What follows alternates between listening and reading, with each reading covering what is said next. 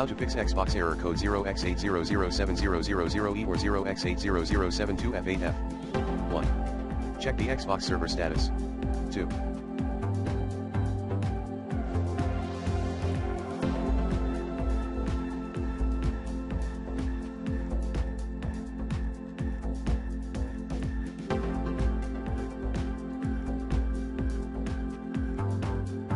Cancel current download and re-download and reinstall the affected game.